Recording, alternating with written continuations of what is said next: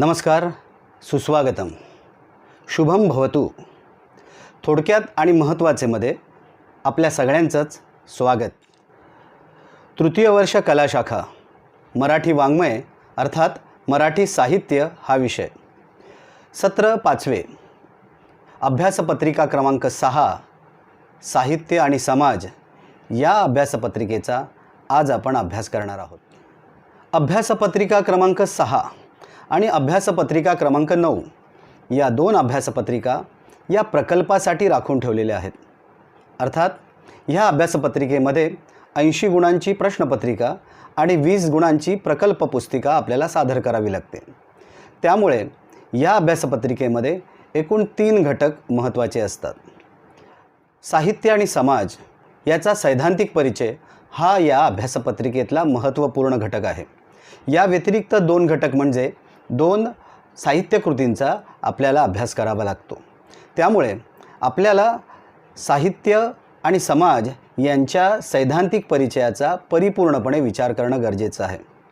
या अभ्यासामध्ये आपल्याला मुळामध्ये साहित्य आणि समाज यांचा संबंध काय, ही अभ्यासपत्रिका तयार करण्यामागे अभ्यास मंडळाची भूमिका काय, ह्या अभ्यासपत्रिकेच्या अनुषंगाने आपल्याला साहित्यातील एक परिपूर्णता किंवा साहित्य समीक्षेतील परिपूर्ण ज्ञान निर्माण होण्यामागे अभ्यास निर्माण करणाऱ्यांची भूमिका काय, या सगळ्याचा विचार करावा लागतो.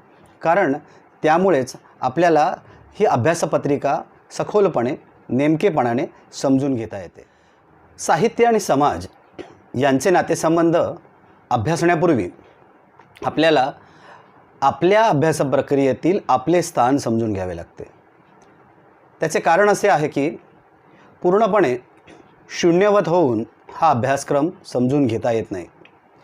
प्रथम वर्ष कला शाखा आणि द्वितीय वर्ष कला शाखा या 2 शाखांमध्ये आपण अभ्यासपत्रिका क्रमांक 1 आणि अभ्यासपत्रिका क्रमांक 2 आणि 3 यांचा अभ्यास केलेला आहे. हा अभ्यास विसरून चालत नाही. कारण या अभ्यासाच्या अनुषंगानेच आपल्याला त्या साहित्यकृतीतून समकालीन समाज, त्या समाजाची रीतीभाती, त्या समाजात घडलेल्या घटना आणि साहित्यिकाने त्या समाजाला साहित्यकृतीमध्ये कसे साकार केले आहे हे समजून घ्यावे लागते. हे विसरून चालणार नाही. त्यामुळे हा प्रथम वर्ष कला शाखेतील आणि द्वितीय वर्ष कला शाखेतील जो अभ्यास आहे तो सुद्धा आपल्याला ह्या अभ्यासक्रमामध्ये अभ्यासक्रम समजून घेण्यासाठी फार महत्त्वाचा ठरणार आहे. साहित्य आणि समाज यांचा अन्योन्य संबंध असतो. हे विधान आपल्याला समजून घ्यावे लागते. अन्योन्य संबंध म्हणजे नेमकं काय? म्हणजे एकमेकास पूरक, एकमेकाशिवाय हे दोन्ही संज्ञा किंवा ह्या दोन्ही संकल्पना विकसित होऊ शकत नाहीत. त्यामुळे साहित्य आणि समाज यांचा एकमेकाशी असलेला नातेबंध जो आहे तो इतका घनिष्ठ आहे की तो आपल्याला एकमेकापासून तोडता येत नाही. साहित्य ही एक प्रवाही कला आहे. कला या अर्थाने आपल्याला साहित्याचा विचार करावा लागतो आणि ती प्रवाही आहे, ती जिवंत आहे. कारण तिच्यातला जिवंतपणा हा साहित्यिकाच्या सृजनशीलतेने आणि साहित्यिक ज्या कालखंडामध्ये ज्या समाजामध्ये राहत असतो त्या समाजाच्या जिवंतपणामुळे टिकून राहिलेला आहे. समाज म्हणजे नेमकं काय? समाज दाखवता येतो का? समाज घडवता येतो का? समाज बिघडवता येतो का? या सगळ्या गोष्टींचा अभ्यास समाजशास्त्रामध्ये करण्यात येतो. साहित्यिकांपुरता विचार केला किंवा साहित्यकृतीपुरता विचार केला तर साहित्यातून दिसून येणारा समाज आणि समाजामध्ये साहित्यिकांनी निर्माण केलेलं योगदान यांच्या गणितानुसार असे दिसून येते की प्रत्येक कालखंडामध्ये साहित्यिकांनी फार महत्त्वाचे योगदान समाजासाठी दिलेले आहे. साहित्यामुळे समाज घडतो आहे, समाजामुळे साहित्य घडते आहे. असा एकमेकांचा बंध या प्रक्रियेमध्ये तयार झाल्यामुळे साहित्य आणि समाज हे एकमेकास पूरक आहेत, यांचा अन्योन्य संबंध आहे असे म्हणावे लागते. आपण असं म्हटलं की साहित्य ही एक प्रवाही कला आहे. मुळात ही कला आहे आणि ह्या कलेचा कलाकृती या अंगाने विचार करणं फार गरजेचं असतं. प्रवाहीपणा अभ्यासण्यासाठी आपण साहित्यिकाच्या प्रतिभाशक्तीबरोबर समाजाच्या प्रवाहीपणाचाही सखोलपणे अभ्यास करणं गरजेचं असतं. समाज काही स्थिर नसतो. समाज ही एक अशी संकल्पना आहे की ती स्वतः प्रवाहपतीत आहे. समाजाच्या व्याख्या वेळोवेळी आपल्याला विकसित कराव्या लागतात, पाहाव्या लागतात. त्याच्यात तोडमोड होत असते, त्याच्यात बदल होत असतो. त्याचं कारण असं आहे की समाज हा नेहमी स्वतःची व्याख्या घडवत असतो. समाजाची व्याख्या कधी भौगोलिक, कधी राजकीय, कधी धार्मिक, कधी वैचारिक अशा निरनिराळ्या कंगोऱ्यांनी विकसित होत असते. आणि हा विकास एकत्र कुठे येतो तर तो येतो साहित्यामध्ये. साहित्यिक या सगळ्या विचारप्रणालींना, या सगळ्या अवकाशांना कवेत घेऊन साहित्यकृतीची निर्मिती करत असतो. एकूणच कलावंत हा कोणत्याही पोकळीत राहत नसतो. तो ज्या पार्श्वभूमीवर, ज्या प्लॅटफॉर्मवर, ज्या समाजाच्या चौकटीमध्ये असतो, त्या समाजाची बंधनं, त्या समाजाची घटितं, त्या समाजाच्या रीतीभाती या सगळ्या साहित्यिकाच्या ऊर्जेमध्ये, साहित्यिकाच्या लेखणीमध्ये प्रवाहपतीत होतात, झिरपतात, दिसून येतात. ह्याच गोष्टींचा साहित्य आणि समाज या अनुषंगाने आपल्याला विचार करायचा आहे. समाजाचे संस्कार हे प्रत्येकावर होत असतात. त्यामुळे माणूस नेमका कोणत्या समाजामध्ये वावरतो आहे त्यानुसार त्याच्या व्यक्तिमत्वाचे पैलू दिसून येतात.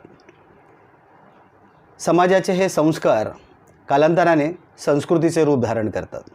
त्यामुळे समाज, साहित्य आणि संस्कृती या 3 घटकांना या अभ्यास प्रक्रियेमध्ये फार महत्त्वाचे स्थान आहे. साहित्य ही जीवनाची अनुकृती असते किंवा साहित्य हा जीवनाचा आरसा असतो, समाजाचा आरसा असतो. ही जी विधानं आहेत ती विधानं आपल्याला तपासून घ्यावी लागतात.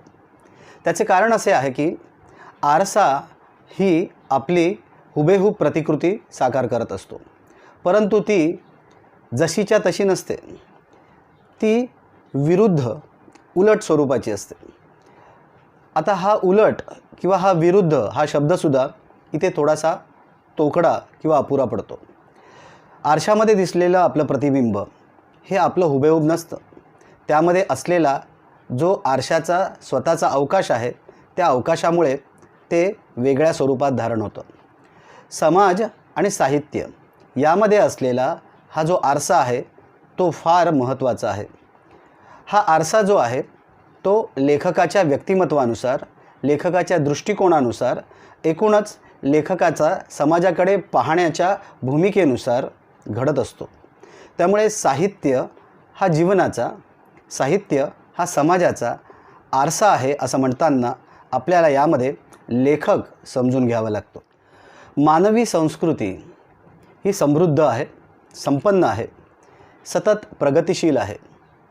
इतर प्राण्यांपेक्षा माणसाने केलेली प्रगती ही त्याच्या संस्कृती संक्रामकतेमुळे विकसित झालेली आहे.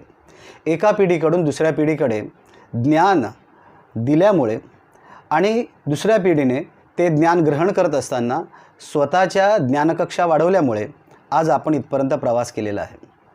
या संस्कृती संक्रमणामध्ये साहित्य फार महत्त्वाचं योगदान निर्माण करते. कारण साहित्य फक्त ज्ञान प्रसार करत नाही, साहित्यिक फक्त विचार प्रसार करत नाही, तर साहित्य हे त्या विशिष्ट काळाचे रूप, कालखंडातील घटना, कालखंडाचा दृष्टिकोन, त्या कालखंडात घडलेल्या निरनिराळ्या घटकांमागे असलेल्या निरनिराळ्या प्रणाली, विचारप्रणाली, संकेत, रूढी, संस्कृती या सगळ्यांना घेऊन साहित्य चालत असते. त्यामुळे संस्कृती संक्रमणामध्ये किंवा विचार संक्रमणामध्ये किंवा एका पद्धतीने ज्ञान, कला विकसित करण्यामध्ये सुद्धा साहित्याचा फार मोठा वाटा असतो. भारतीय समाज हा संस्कृतीप्रिय आहे, तसाच तो साहित्यप्रिय आहे. म्हणूनच आज आपली संस्कृती ही विकसित होते आहे. निरनिराळ्या अनुषंगाने साहित्य आपल्या जीवनाचा अविभाज्य घटक बनलेले असते. कधी ते वृत्तपत्रातील लेखाच्या रूपाने किंवा TV मालिकांमधील असलेल्या कथानकाच्या रूपाने, निरनिराळ्या भावगीतं, भक्तिगीतं, आरती, ओव्या यांच्या रूपाने किंवा अशाच प्रकारच्या लोकगीतं, लोकरूढी, लोकपरंपरांच्या रूपाने साहित्य आपल्या जीवनाचा एक घटक बनलेले असते. मात्र आपल्याला त्याची जाणीव नसते. कालांतराने जेव्हा साहित्यकृती म्हणून या सगळ्या गोष्टींचा विचार केला जातो, त्यावेळेस समाज आणि साहित्य हा घटक किंवा ही अभ्यास चौकट इथे फार उपयोगाला येते. साहित्य, समाज, संस्कृती ह्या 3 घटकांचा आणि त्या घटकातील मूलभूत द्रव्यांचा आपल्याला विचार करावा लागतो. कारण साहित्य ही शब्दकला आहे. शब्दांच्या माध्यमातून, शब्दांच्या प्रभावीपणातून, शब्दांच्या नजाकतीतून साहित्य आपल्याला आनंद निर्माण करून देत असते. मात्र ही नजाकत येते कुठून? शब्दांचा असा वेगवेगळ्या प्रकारे केलेला वापर नेमका लेखकाला सुचतो कुठून? तर तो ज्या प्रवाहातून येतो तो समाजाचा प्रवाह असतो. हा समाजाचा प्रवाह किंवा हा समाजाचा कॅनव्हास टिकवून ठेवण्याचं काम संस्कृतीचे असते. त्यामुळे समाज, साहित्य आणि संस्कृती ह्या घटकांचा फार महत्त्वाचा भाग ह्या अभ्यास प्रक्रियेमध्ये गरजेचा आहे. समाज ही एक अदृश्य संकल्पना आहे. तो दाखवता येत नाही, तो स्थिर करता येत नाही, तो नेमकेपणाने बाहेर काढता येत नाही. एखाद्या ठिकाणी आपण जेव्हा म्हणतो की या समाजापुढे मी एक विधान करतो आहे, तेव्हा तो समाज हा परिपूर्ण समाज असेलच असे नाही. कारण व्यक्तींनी मिळून समाज बनत असतो आणि प्रत्येक व्यक्ती ही एकमेकापासून वेगळी असते.